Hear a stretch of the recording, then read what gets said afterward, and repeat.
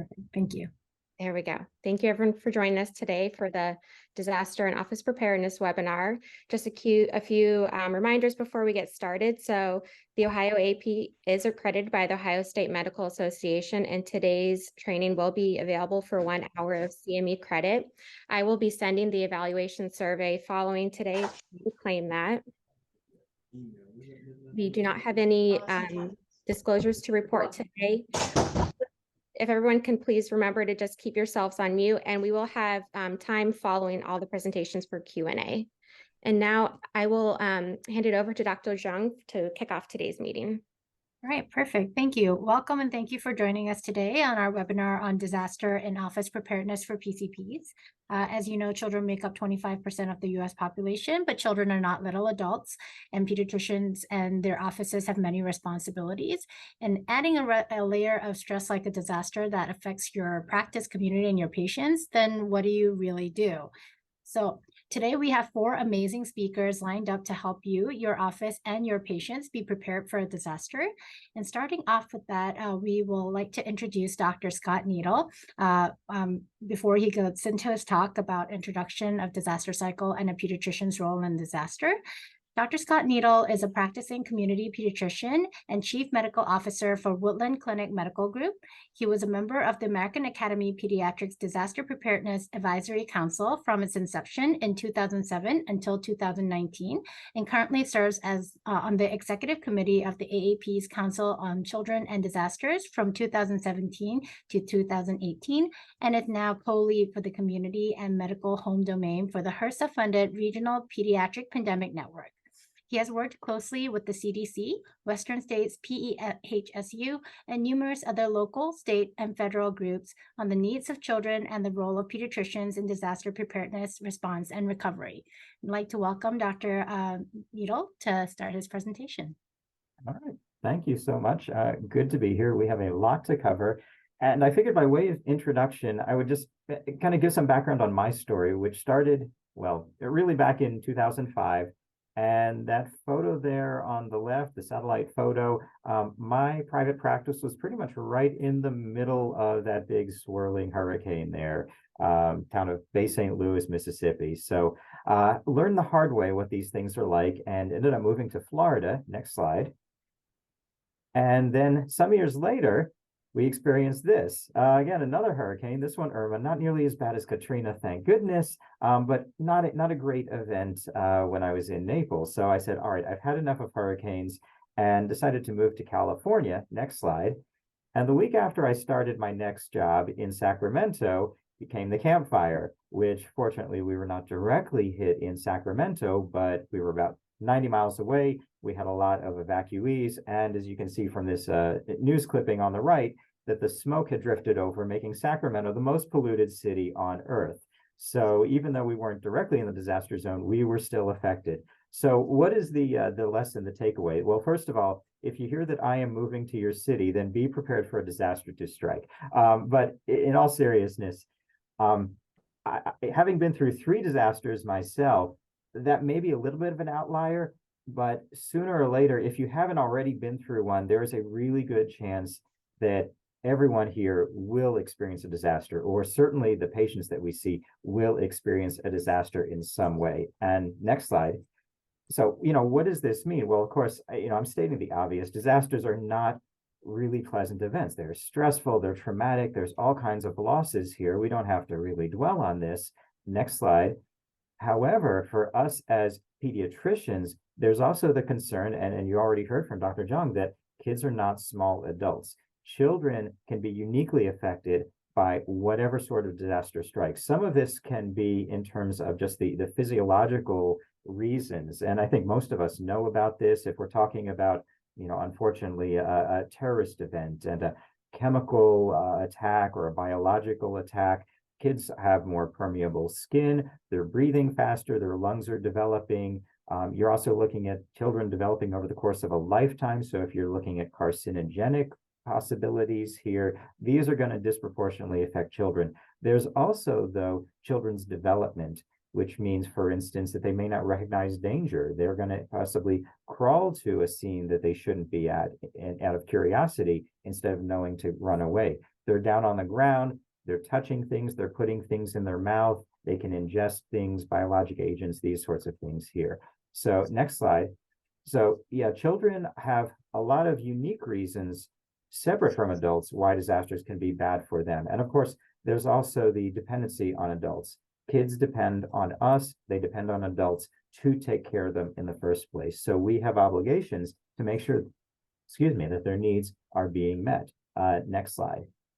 And unfortunately, what we've seen all too many times is that in disasters, those needs aren't being addressed. There are countless examples. I think back to 2005 and Hurricane Katrina, and two things in particular. One was when everyone was evacuated out of New Orleans to the Superdome, but it wasn't set up in terms of kids' needs, in terms of feeding, in terms of feeding supplies, in terms of making sure that moms could safely and securely breastfeed, that kids were being looked after, and that they weren't being exposed to, inappropriate people or influences, and that they had the right, entertainment and education and these sorts of things here.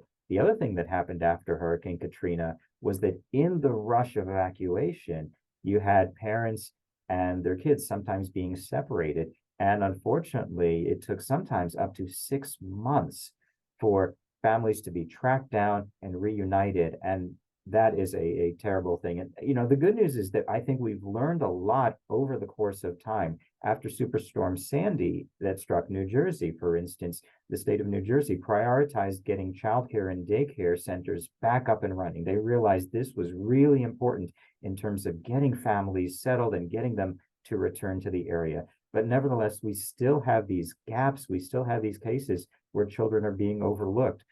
One particular thing that's being done at the federal level is medical countermeasures, in terms of antibiotics or in terms of vaccines against certain pathogens.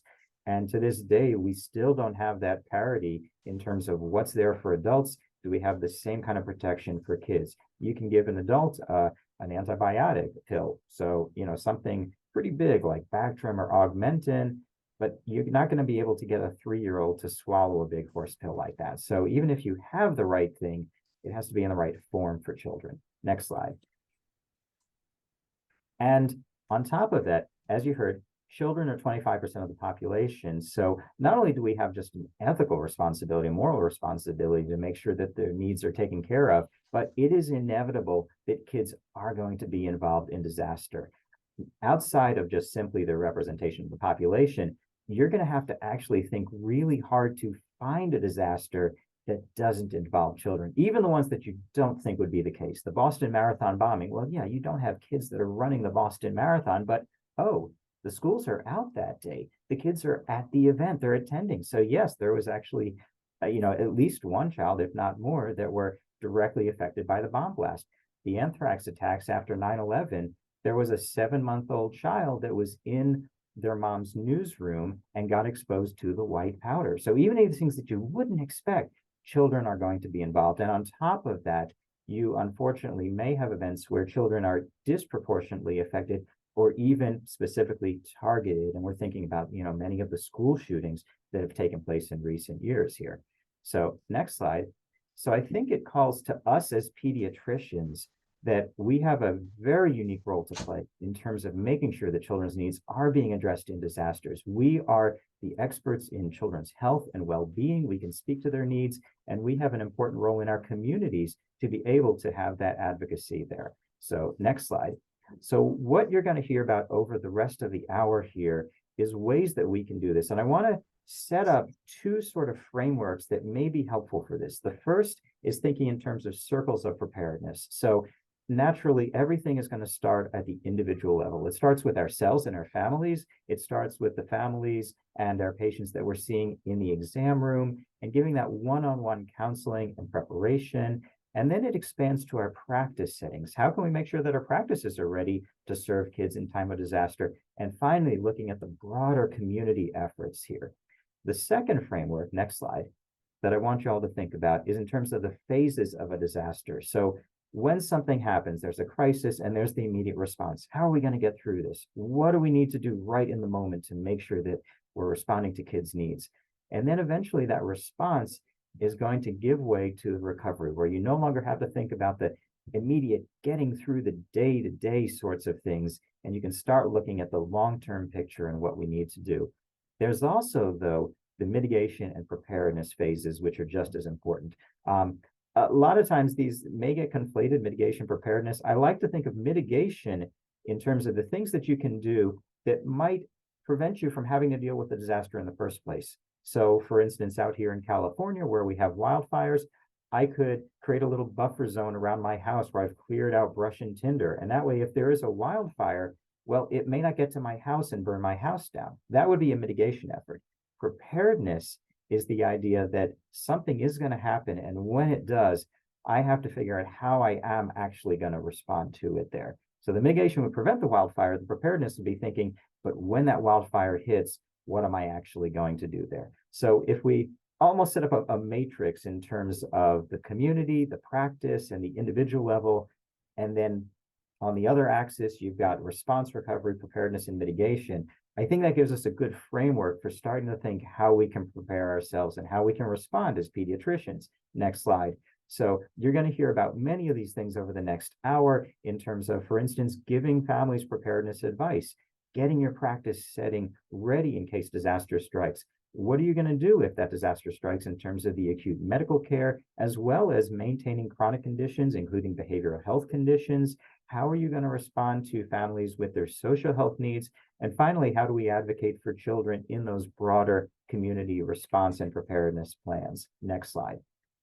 So I want to leave you with 3 additional things to keep in mind. The first is that even though every disaster strikes locally and is going to be tuned to whatever is most likely in your area, naturally, you want to focus on that. So, for instance, for those of you in Ohio, you should be fortunate. You don't have to worry about earthquakes or hurricanes, most likely. So your preparedness plans don't really need to focus on that, but floods, absolutely. Winter storms, pandemics, as we've all seen, they can be universal, as well as some of the things that are going to be a little bit unexpected, the emerging infectious diseases that you can't really predict, terrorism events, the CBRN standing for chemical, biological, radiologic, nuclear, and explosive here. So whatever you're planning, yes, you want to prioritize the things that are most likely, naturally, but you also want your planning to be robust enough to take into account the unexpected sorts of things as well, an all hazards approach. Next slide. The second thing, and this is very important, everything starts locally. And part of the rationale for this goes back actually to the federal definition of what a disaster is. And I'm paraphrasing here, but basically a disaster is a crisis. It's an event that overwhelms the local capacity to respond. So the more that you can be prepared in your home, in your practice, in your community, the less likely things are going to get out of hand, you're going to get overwhelmed, and you do have to call in the outside resources to make up the difference and provide the help here. So again, the more that you can do on a local level, the more you're going to be prepared, the more you can respond, and the less likely that event is going to become actually a full-blown disaster. And finally, the third, next slide here, going back to a couple of wonderful World War II quotes. The first is from Winston Churchill: "He who fails to plan is planning to fail." So we must take this on. But the counterpoint to that is from Dwight Eisenhower, which is that plans are nothing, planning is everything. So that may be taking things to an extreme. I don't want to say that you shouldn't worry about having a plan, having something written out in a binder up on a shelf, but no plan is going to be able to take into account every situation, every possibility, every contingency here. So the plan is useful in terms of laying out what is most likely. It's great in terms of getting your staff together, talking through situations, having everyone think through and have them know what their roles might be. But ultimately, it's the planning and that exercise that's going to get you in a much better spot as compared to the actual document itself there. So I am happy to turn it over to Dr. Flint, and we're going to hear more about some of the details on this. And thank you so much. Thank you so much, Dr. Needle. Our next speaker, Dr. Larry Flint, will be talking about preparing the pediatrician's office and staff for a disaster. Dr. Larry Flint, just a reminder to put ourselves on mute if when we're joining. Thank you. Dr. Larry Flint is a pediatric hospitalist in northern New Jersey, as well as a director of clinical research at Pfizer Vaccines in the pneumococcal group. He's a board certified in general pediatrics, pediatric hospital medicine, and disaster medicine. His preparedness activities include having served as the New Jersey AAP Disaster Preparedness Representative, the pediatric representative of the State of New Jersey Healthcare and Public Health Coalition Advisory Panel, chair for the State of New Jersey's Pediatric Surge Plan, and participation on multiple advisory committees. And he's also is a medical manager on the New Jersey Task 1 FEMA Urban Search and Rescue Team. All right, thank you so much for that introduction. Also, I'd like to extend my thanks to the Ohio chapter for inviting me to speak on this topic that I've been passionate about for many, many years. And thanks to Scott for that introduction there, because I think that really plays into everything we're talking about today. And there will be a little bit of redundancy here, but I think part of disaster preparedness is about redundancy and about making sure that you've covered your bases. So we can go on to the next slide. Right, so disaster comes in all shapes and sizes, from both local, as noted, right? All disasters are local, to widespread. And just to say, if it's something that overwhelms you, it's a disaster. So if even that's just a matter of your street or your office, broken pipes or a fire in your building, that's going to be a disaster for you. So we can go on to the next one. So why are the reasons that we don't necessarily prepare? I think there's a few of them. And first and foremost is the one that we don't think about it that much, right? We think everything's going to stay status quo. Maybe in the last decade or so, especially in the last few years, that's changing based on the number of incidents that we're seeing and the things going around the world. That idea of normalcy bias may be escaping us now. Also, it can be perceived as expensive or time consuming, right? We have other things that take priority. And if this is not something that may ever happen, right? Do we want to spend our time and money into those type of things as well?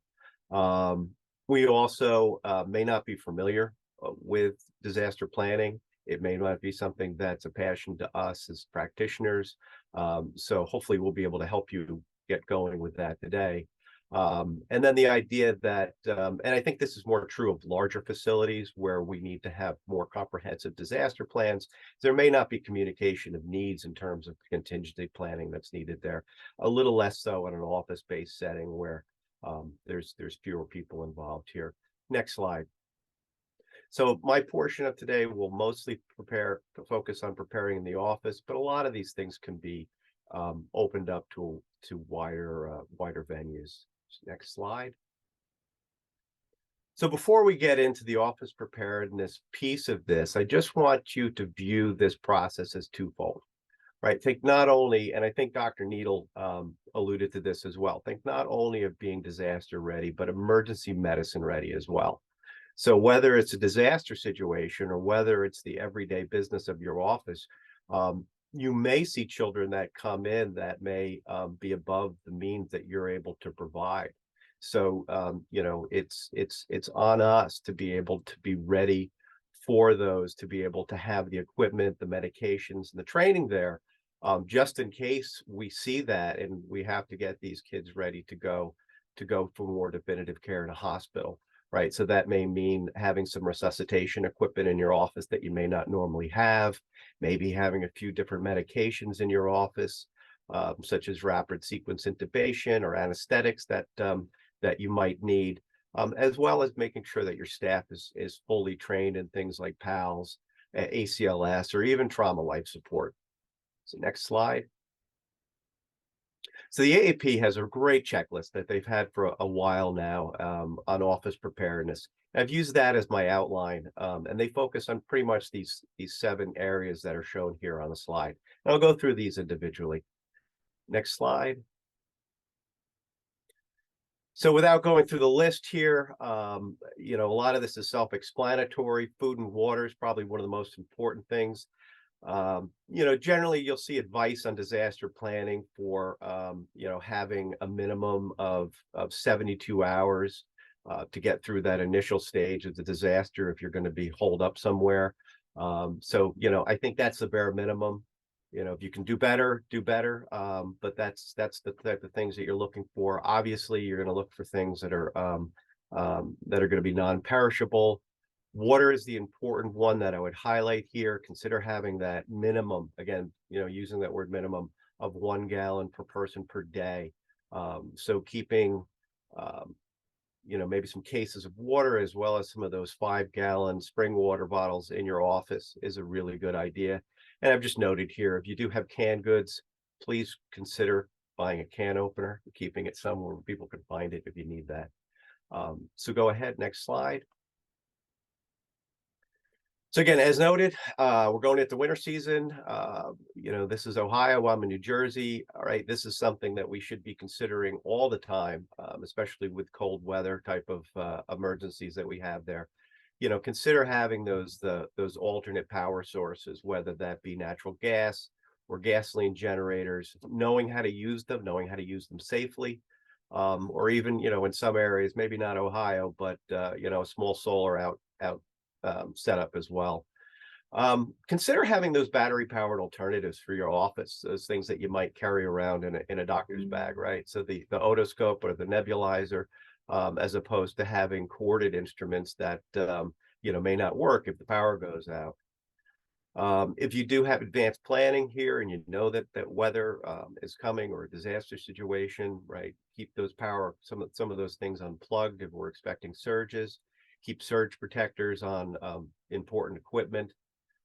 Routine backup of your medical records, as well as other computer files that may be important to you, should be considered. Certainly routine at the end of the day or at the end of the week, however you do it. And then if you hear of that there may be potential for a disaster situation, having that backup and getting those files possibly off site if possible. Always keep your phones charged. For those of us who sometimes walk around with 2% on our phone, I can use that as much as anybody else. And consider having those external chargers and some of those battery packs that take USBs, having those. And also keeping a supply of batteries in your office as well for all the equipment for that. Next slide. So the next is to think about the office itself, right? First of all, is it safe? Is it safe for you to get into? Is it safe for your employees and your patients to be there? If that's not the case, you may want to consider an alternate practice site or somewhere you can go, in a pinch at least to do some of the basic things that you would be needing to do. Also consider the fact that if you're in a shared office space and you're a renter, that building may not be open to you. That's not a choice that you have. So consider that as well. Determine who's going to be notified in the different crises and how you're going to do that, right? Whether you're open, you're closed, or you're having alternate hours. Or remember, that was a consideration during COVID lockdowns. When people could come there and how they could get there. So have that in place, and then develop plans to communicate that to your practice staff, to the families and the community members. Next slide. Right, because vaccines are vulnerable and expensive part of any pediatric office, they've been given special consideration within the AAP guidelines. Again, considering having an alternate site with access to them where you can store these if you have your power go out. Have cold packs on hand and insulated boxes to be able to either store them temporarily or to be able to transport them as needed. Keeping good inventory, having somebody in the staff to make sure that you have all that information taken down, because if you do have issues where you need to get reimbursed for these, having that information is important. Don't open your freezers or your refrigerators except to transport the vaccines when the power is out. And again, record and update the inventories regularly, and having those written procedures for managing compromised vaccines. That's going to be important to know when you talk to your representative about getting reimbursed. Next slide. So again, going with the whole cold weather thing, this should be no surprise to people who deal with especially snow emergencies, right? Keep your tank full all the time, same as your phone, right? Those of us who drive around with 2% gas in our tanks, maybe time to go to the gas station. Keep that emergency bag in your car and consider what that means for you. We'll have a slide talking about what to keep in the office. Some of that may be important to keep in your bag as well if you get stranded somewhere. Think about alternative transportation, whatever that may be for your area, and be familiar with the evacuation procedures and evacuation routes that are in your area. Absolutely, if you're traveling alone, let someone know your destination, which way you're going to be taking and your arrival time, and make sure that in addition to that emergency bag, have clothing available in your car as well, which may include boots or shoes that are appropriate for the weather, as well as clothes. Next slide. Right, communications is important. In this age of digital communications, remember to have some of these things printed out. If our phone goes dead, we may not have numbers that we thought we knew. So we want to have those down somewhere. And we want to have the same thing for the people that we need to contact. So that's going to be the employees, as well as their home addresses and their cell contact numbers. You may want to consider having somebody who's an out-of-state contact person, considering if you have difficulty communicating, if this is a big disaster, widespread, and everything just goes out the window, you may have someone that you can count on that's able to update your patients or update your families or whatever it need to be, if you're not able to. And then consider those alternate communication systems as well, right? Even if the cell service is down, sometimes the internet's not, and vice versa. A satellite phone or a landline, those are kind of going out the door these days, but they may work, even if self-services doesn't. Two-way radios are cheap, really cheap. You can get these off of Amazon. They don't work like they do in The Walking Dead, where you can go 100 miles and still contact someone. These are pretty much line of sight. So, that's why if you think about using them in an amusement park, that's about the area that you're going to be able to use that. But that's good for staff. That's good for family if you're local. Stepping it up a little bit, you always can consider ham radio. For those folks that are in rural areas, this really isn't a bad idea. And even if you know nothing about it, I will guarantee you that if you contact your local ham group, they will come to your office for free. They will set you up. They will be more than happy to do this, because they live for this kind of stuff, especially if you tell them you're doing this for emergency preparation. Consider a police scanner. Consider a shortwave battery powered radio. Again, $30-$40 on Amazon. It's a good investment to have. Next one. Right. This is not an exhaustive list and not one that I'm going to go through, but this just lends itself to what we were talking about having those extra things that, I don't know what everybody has in their office. Some people may be more prepared than not for what they see, but there's obviously things in there that you may not normally see. Having IV antibiotics, having anesthetics, things like that, even sutures, if you're comfortable doing those type of things, just on hand for those emergency situations, which may walk in your door any day. I mean, I've seen that happen when I've done some of my own office pediatrics as well. It's like, well, you really should have gone to the hospital. Why are you bringing your kid here? But nonetheless, there we are. So, having that in hand is something to consider. Next slide. Again, this is not going to be an exhaustive list, but this is just to give you the idea that you want to have some redundancy at your office of some of the things that you may need to have on hand if you're going to have an extended stay to take care of your community and your patients, right? The important things I would notice here is to have medications, toiletries, right? There's nothing worse knowing that you're going to be somewhere for more than a day and you don't have your Nexium. Right, that's not good if you don't have your personal medication. So you may want to keep a stash of those things, on your person or in your office as well. Having those copies of important paperwork such as credentials and licensing may be important as well. And again, these are going to be available in the slides, so I won't spend a lot of time on there. So we can go to the next slide. Right. So additional considerations for your office, right? Look at your equipment. Consider having those receipts, making copies of them, making digital copies of them, putting that somewhere safe, making sure you have the serial numbers on these equipment too, right? Because if you have a total loss, you're going to need these for insurance purposes. And on that topic of insurance, look at your insurance policy and does it cover the things that are going to be potential disasters in your area? And if not, you may want to consider changing that.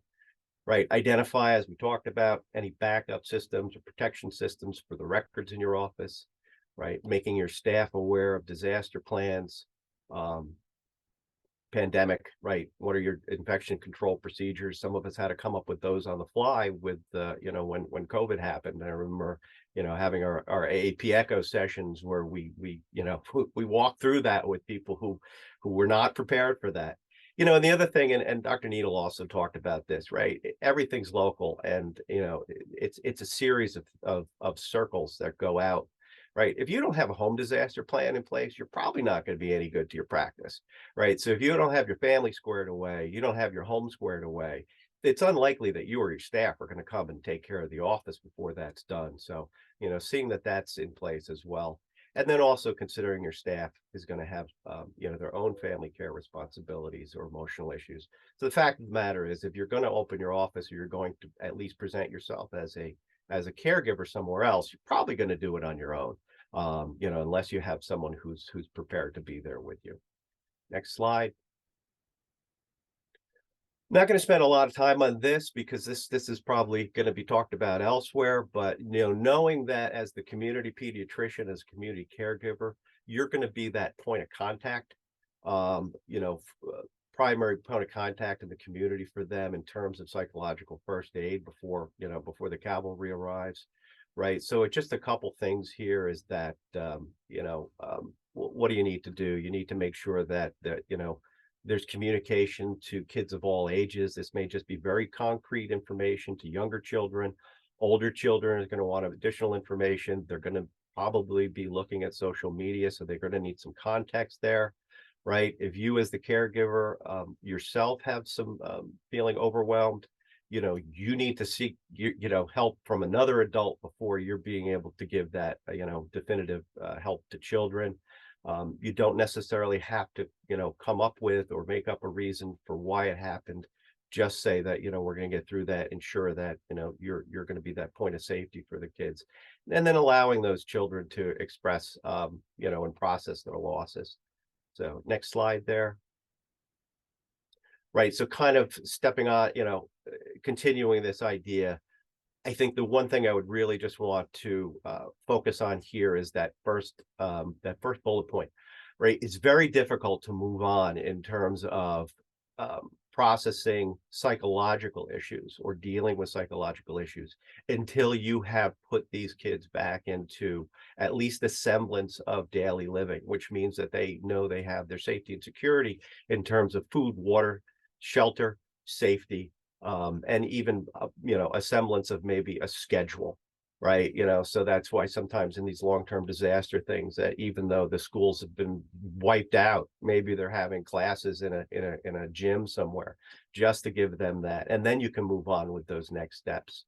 So again, as the community pediatrician, as the person in the community that's going to be probably seeing these kids more than anyone else in terms of being a medical caregiver, right? You're gonna be thinking more about this in a post-disaster situation, not only going through those medical issues, but going a little deeper into any issues that may be underlying from post-traumatic stress because of those disasters, right? Refer early and often.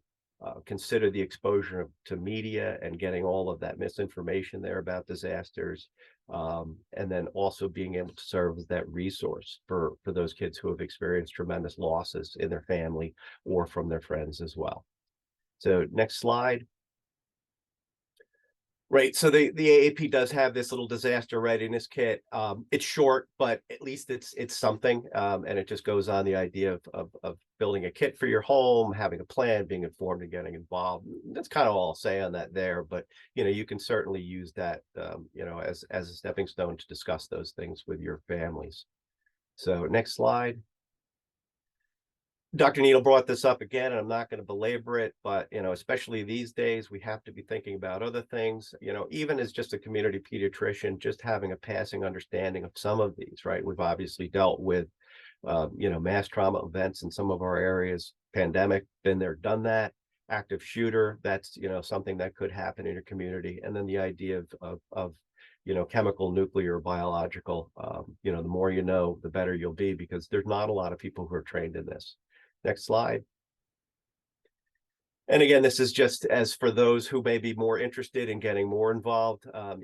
For me, it was interesting. I'd always been involved in disaster and emergency preparedness. And, one of the things that I found after, because we did have Superstorm Sandy, is that, I was working in industry at the time, and we were closed for weeks, and I couldn't help anywhere, even though I was a licensed physician, because, this all needs to be done ahead of time. You need to be pre-credentialed. You need to be in an organization that's going to be responsive, and you can do that as a community. So, there's other places that you can lend your talents as a physician, or other caregiver, whether that's, nurse practitioner, or anything else, is helpful, but it has to be kind of set up ahead of time, and again, just listed here, there's things that are beyond regular medicine, that are disaster medicine concepts that all people should have a basic understanding of if they're looking to get involved in that area. Next slide. Here again, if you have the slides, I'm not going to go into this. I listed 2 books and a few websites here. I think if there was any book you wanted to get, it's going to be this book on disaster medicine. I think it's really the one that I went to. It's the one that I used for preparing for my board certification. The second one is the public health management aspect of disasters. I think that's good. And then a couple websites where you can get a lot. So AAP has their disaster preparedness collection. The emergency medical services for children has their own kind of clearinghouse of documents that you can pretty much get anything you want in there. The AAP homepage for our group, right, Disasters in Children, has a lot of links there. And then you can go, if you just Google FEMA independent study, I don't have the link there, you can actually take a course online for planning for the needs of children in disasters. Next slide. I think we're done. We're going to hold questions for the end. So that's the end of mine. Thank you very much. Thank you so much, Dr. Flint. We'd like to introduce our next speaker, Dr. Cullen Clark, who will be talking today about preparing families and patients for a disaster. Dr. Clark is a pediatric emergency medicine physician at Nationwide Children's Hospital, trained in both pediatrics and emergency medicine through a combined residency program. During residency, he developed an interest in disaster preparedness and mass casualty incident response. He is involved in 2 federally funded grants centered around pediatric considerations in disaster preparedness and response. Since joining Nationwide, he has become the physician liaison to the Emergency Preparedness Committee, and he continues to work closely with experts in emergency preparedness to expand the capacity and capability of Nationwide Children's in the care of children and families during disasters. Thank you so much, and thank you for giving me the opportunity to come and talk with you guys today. Similar to Dr. Needle, I actually was in New Orleans, not during Hurricane Katrina, but I did my pediatric training there starting in 2015. And disaster preparedness discussions were a key part of our well child discussions in the pediatric clinics. It was kind of easier to underscore the importance of preparedness, as hurricanes were not uncommon to the region, but still engaging could be difficult. Knowing how big of an ask preparing your family for a disaster is in an already busy family who's got a lot of things to consider when they're raising their children. So I know it seems like you may feel unqualified, as there's not a lot of disaster preparedness training when it comes to general pediatrics. But I want to show you that you probably have more disaster preparedness training than you thought you did, and furthermore, I think that you probably have more of a disaster plan for yourself than you think that you can then apply to your patients as well. And so I think it's important to also mention that you, as the primary care doctor, are the most likely to influence a family to consider disaster planning. You're seen by them as a trustworthy source for disaster planning advice and resources, whereas I could get on the evening news and talk about disaster planning and scare everyone. That won't necessarily help them get a plan together. It's going to be those personal connections with the trusted experts who families see as the greatest resource. And so that's why I can't underscore how important it is for you guys to be a part of these discussions. Next slide, please. Um, the way I like to approach the disaster preparedness conversation with patients and families is just to do a stepwise approach. It can hopefully ease families into the concept of disaster preparedness. The idea is to turn a scary and kind of overwhelming process into something a little bit more manageable. The best part about this stepwise approach is that it doesn't necessarily need to start as an in-person conversation. This can be the topic of an email, a newsletter, or an informational video or some sort of media for patients who may be in your waiting room or a similar situation. Next slide, please. So the first big step is going to just be acknowledging the problem. Sadly, disasters are becoming more and more common, whether it be natural disasters, acts of terrorism, infectious disease outbreaks, or international conflicts, just to name a few. And so it's really important that, we don't talk about this as if it's like something that'll never happen. We need to acknowledge to the patient and their family that even though the thought of planning can be anxiety inducing, the best way to reduce the risk of harm during a disaster is to have a plan. Next slide. And then immediately following that, you can start with just a level setting discussion. I say first and foremost is just to allow for that anxiety mentioned above. You can encourage families and patients to use that anxiety, not to cripple them, but as a motivator to create a plan. You can also offer reassurance that disaster planning doesn't need to be exhaustive or granular. Help the families understand the concept of that all hazards approach, which is really creating a plan that can be applied to any type of disaster with room for a certain level of improvisation as the situation dictates or as the family tolerates. And then I think one of the key things to really make clear to them is that this is not a quick solution. Creating a comprehensive family disaster plan is not something you can do in an afternoon. Furthermore, it's one of those things you can't just, do once and tuck away for years. This is something that needs to be updated and maintained as families and patients grow. And so while it'll take effort, it's not impossible, and especially if you give them the appropriate guidance. And so, next slide. When we talk about appropriate guidance, this is where I want to take away a lot of that anxiety from your all standpoint, because you're like, oh my God, I'm going to have to tell them how to, create a entire disaster plan. And the good news is you really don't. You don't have to reinvent the wheel. There's no need to create a guide for making family disaster plans. Numerous resources already exist online. You will want to guide them to more reliable resources. You can start with, Department of Homeland Security, ready.gov, the CDC, the NOAA, and local and regional sites as well. On the next slide, you'll see, Ohio specific sites. There's a ready.ohio.gov, I believe. And those are guides, particularly for disasters more likely to affect Ohioans. And then on the next slide, the other excellent part is that most organizations have a mascot or other means of kind of presenting a family-friendly and manageable framework for disaster planning. Dr. Flint put up the AAP kind of workbook for families, but there's a ton of different ones out there. NOAA, I think, has Owly Skywatch and Sanctuary Sam, who are adorable. And then the Red Cross has Pedro the Preparedness Penguin. And then my personal favorite is out of Japan. This is actually on the right, Bosai the Preparedness Rhinoceros. And if you go to the next slide, you can see he's part of a little workbook, which I really like for patients and families, especially because it's very image oriented as opposed to text. And so it can make it a little bit more digestible for younger readers as well. So I encourage you guys to explore those resources. Now, next slide. So to help families get started in kind of tackling these, steps and going through these guidebooks is to just ask them simple questions. So ask,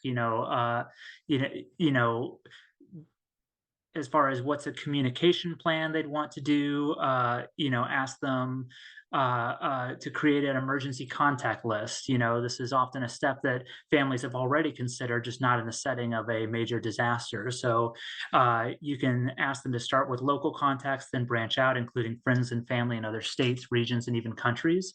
Don't make them, think too deep into the particular capability or willingness of their contacts. Just have a list with a reliable means of contact. So in the midst of a disaster, they're not struggling to recall their contacts. And then, kind of as previously mentioned, you can also encourage a communication plan. So how will the family stay in touch? The easy enough answer is to use cell phones, but then just have them consider what their backup's going to be if phones are down. Um, and then the next easy part is establishing a base or a rally point. That most families are going to spend the majority of the day apart, whether it's school, work, or what have you. So if a disaster occurs while they're in different places, have a set destination where everyone can go. And this will most often be the home, but have them consider an alternate location in case the home is inaccessible. And then this can also serve as a reunification site for the family if members are in some sort of lockdown situation. So if you go to the next slide, there's a really fantastic 2-page worksheet from ready.gov that actually is designed for families to fill out together. And the excellent part is that you can actually fill it out and then cut out the contact list to either put in the child's backpack or wallet or purse or something like that, so that they always have those resources available in case their electronics are down or something like that.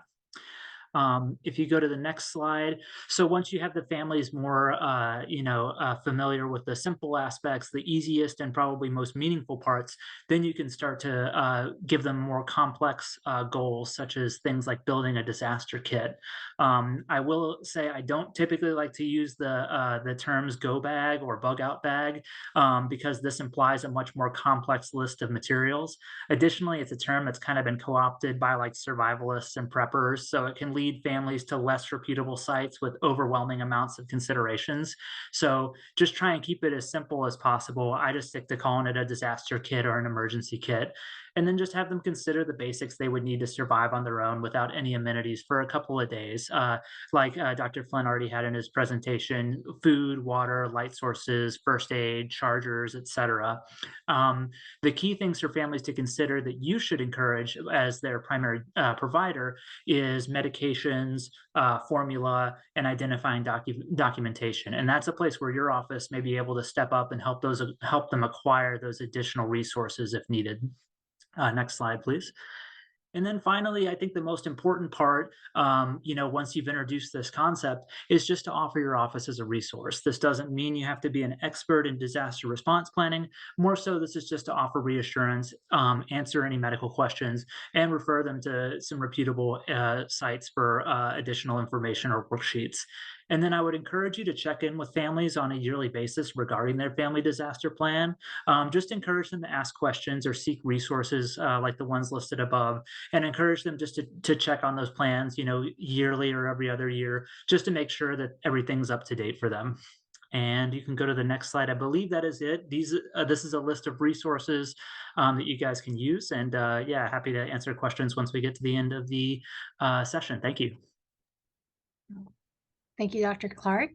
Last but not least, we have Dr. Kara Kolzak on preparing families for children, youth with special healthcare needs for a disaster.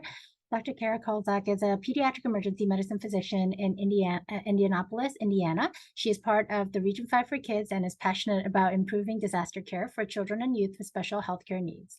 She serves on the Emergency Department's Emergency Management Committee and co-leads the disaster elective for Indiana University medical students. She recently served as a subject matter expert on the AAP Disaster Management for Children and Youth with Special Healthcare Needs ECHO series. Hi, everyone. It's so good to be here today. I'm originally from Ohio and went to med school in Ohio, so it's good to be with you all today. I'm going to build off a lot of what Dr. Cullen talked about, of how we can specifically help prepare families of children and youth with special healthcare needs. Next slide. So who exactly are children and youth with special healthcare needs? These are kids that have a chronic physical, developmental, behavioral, or emotional condition and require health or related service of a type or amount that is beyond that required by children just seeking routine care. Next slide. And this affects 14 million kids, and actually 7.3 million of these kids have health conditions that consistently and often affect their daily activity a great deal. Next slide. And these children with disabilities exist in every community across the United States, as you can see in this map here. These children are in the Midwest, and there is a high proportion in Ohio. And I'm sure you all have many children with special needs in your practices. Next slide. And unfortunately, even though we've all tried really hard, these communities do report that they still feel discrimination in healthcare. So every day may really feel a little bit like a disaster for them, that even just on a daily basis, they may feel that they have a lack of access to care. Next slide. And also, unfortunately, only about 15% of these families report receiving care in a well-organized system. And so I bring this all up to show that just day-to-day activity may be really challenging for families of children and youth with special healthcare needs. Next slide. And so why talk about this population here today? Because during a disaster scenario, these often chronically stressed families will have an even more difficult time accessing what they need. Next slide. So what can we prepare these families for? So this is a lot of building off of what Cullen talked about, Dr. Clark, about what we should talk about these families with and how we can prepare them. Next slide. So as we've already mentioned, every family should really have a disaster kit that includes food, water, clothes, first aid supplies, toys for distraction. Next. But one big consideration for this population is medication. So think about a mom who has a child with congenital heart disease, pulmonary hypertension, and they're on multiple medications that are challenging to get. There's only a few pharmacies that have the liquid forms. You had to go through like so many hoops, so many prior authorizations to get these medications. Think of a family, say during Hurricane Katrina, on these medications that had to flee to a family member's house in a neighboring state. What do they do if they don't have these medications? So it's important to try to prepare them ahead of time. In an ideal world, the family could stockpile or have a backup supply of these medicines. But as you all already probably know, this is really challenging from a financial and insurance standpoint.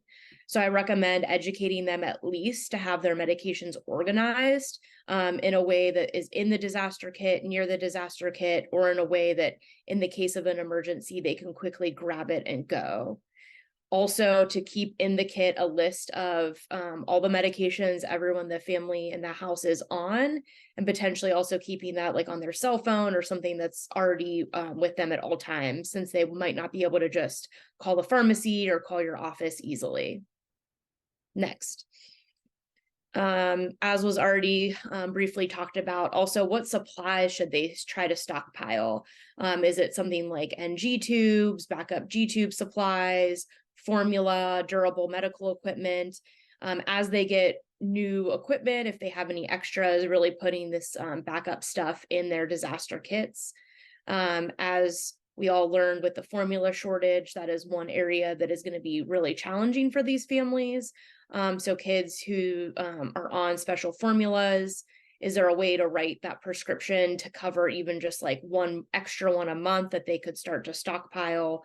What is the plan going to be to have some extra formula in that kit? Next slide. They also need to consider transportation. So many children with disabilities require special forms of transportation.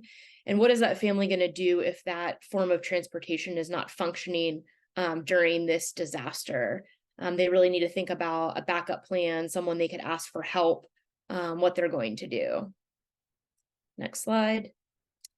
And then power supply. So as mentioned, thinking about your office, how can you have backup sources of power? But for technology dependent children, what are they going to do if the power goes out? One thing to consider is advising families to call the local power company to be on a restoration list. However, this is not something that should ever be completely relied on because it's not foolproof.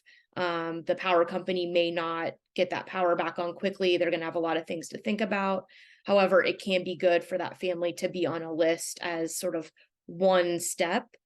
There are 12-volt inverters that can plug into the car that they could use for temporary power. And then some families choose to invest in and maintain a generator.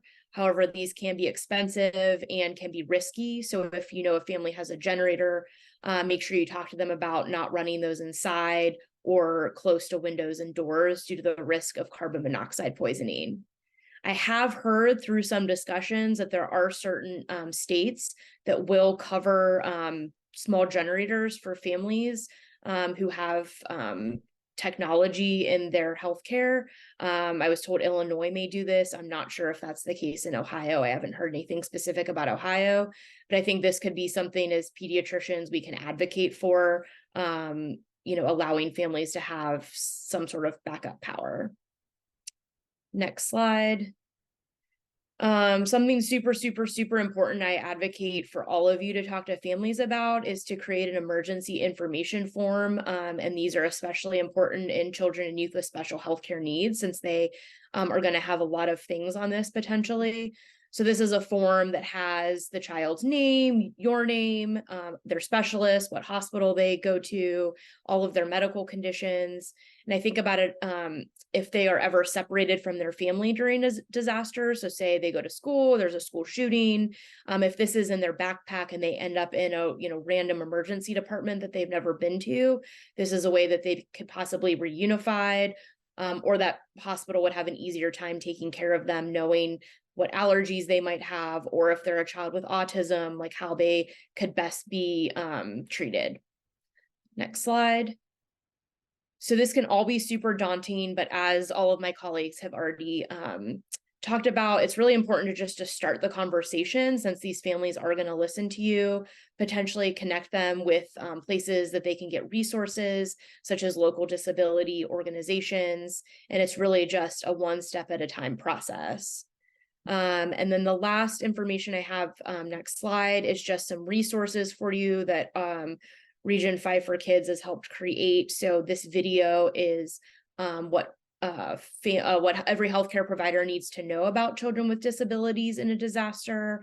And then the next slide is different handouts that can be given to family, in addition to the really great ones that Dr. Clark has shared about different things that children and youth with special healthcare needs, their families need to consider during disasters. So I did put that in the chat here, and thank you all so much for joining and listening to this really important topic today. Thank you so much. Okay. I think we were really fortunate to have these 4 amazing speakers go through so many of these important points in disaster preparedness, especially as pediatricians in the office setting.